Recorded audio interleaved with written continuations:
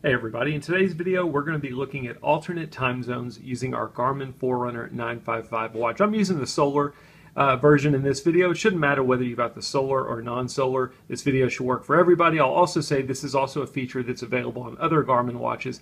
If you want alternate time zones, you don't have to just buy the Forerunner 955. It's on the Phoenix, the Instinct, so on and so forth.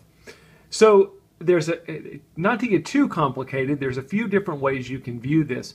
From a regular watch face standpoint, you're not going to find a whole lot of watch faces delivered by Garmin that will have this feature. I don't even know if any of them will show the alternate time zones.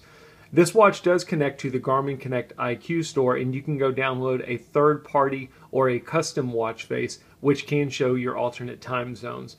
That's what I've got here. Is I've got a custom watch face that's delivered. If you want to get into looking at your time zones, the most common way you're going to do it is you're going to go into the delivered Garmin glance for time zones that they give you. It's called alternate time zone. We're going to go ahead and do that. This is a touchscreen watch. I could use touchscreen. I'm not going to be using it, but if you wanted to do that, you could. We're going to be using the buttons. To basically go into your glances, you simply press the up or down button. Either one of them will put you into your glance. Down's going to put you at the top of your list. The up button would have put you at the bottom of your list. What we're looking for is the alternate time zone glance. A glance is basically just a view of specific data that you're interested in seeing on the watch. You can see I've got my pulse oximeter and I've got my alternate time zone, but maybe you would have your barometer, your altimeter, compass, something like that in there, your heart rate. There's all kinds of different things. This watch is going to come pre-installed with lots of different glances, and basically all you need to do is go to the bottom, click on edit, and choose the glances that you're interested in seeing so that they're added to the list. The alternate time zone should be on your watch automatically. You don't have to go download it. You just have to go to the editor and make it viewable. When you look at it, you can see that I don't have any showing. It says alternate time zones and it just says none.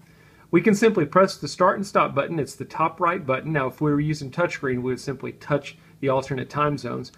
That'll take us in, and it basically says press start to add time zones. So I'm going to again press start. My first option says add zones. Again, I'm going to press start.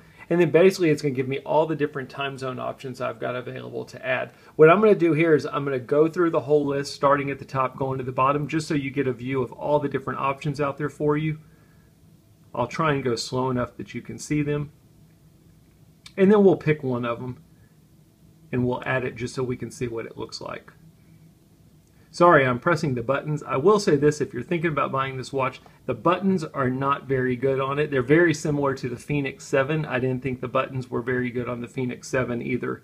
The Garmin Instinct has great buttons, whether you get the first or second version. The good thing is you've got touchscreen that you can deal with, but button-wise, they're just not quite as responsive as I'd like them to be.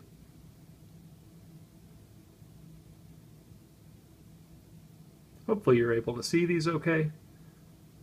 It will take a second because they give you a lot of different values.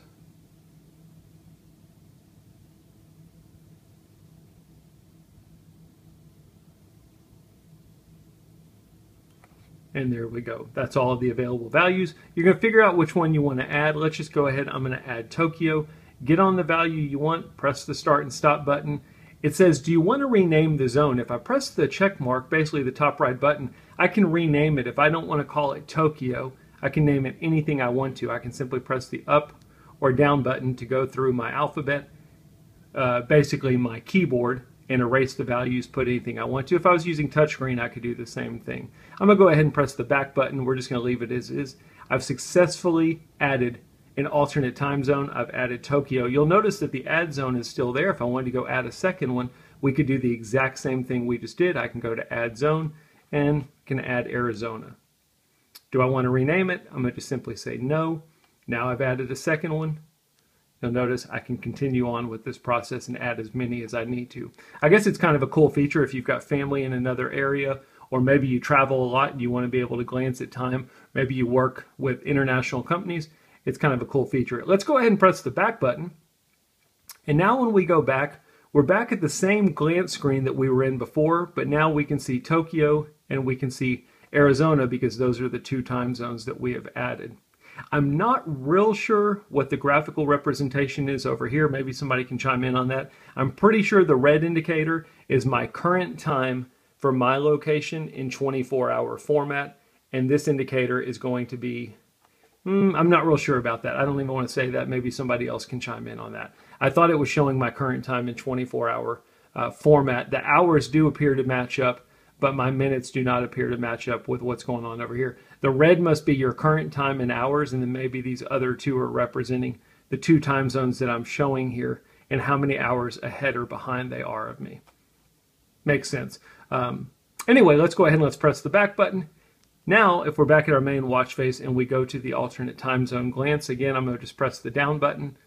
Now, instead of it saying none, at a quick glance, I can see what time is it in Tokyo and what time is it in Arizona. If I needed to go in and edit those, it's pretty simple. Again, we could press the start and stop button, press the start and stop button again, and then I can click on any of them. I could change the time zone.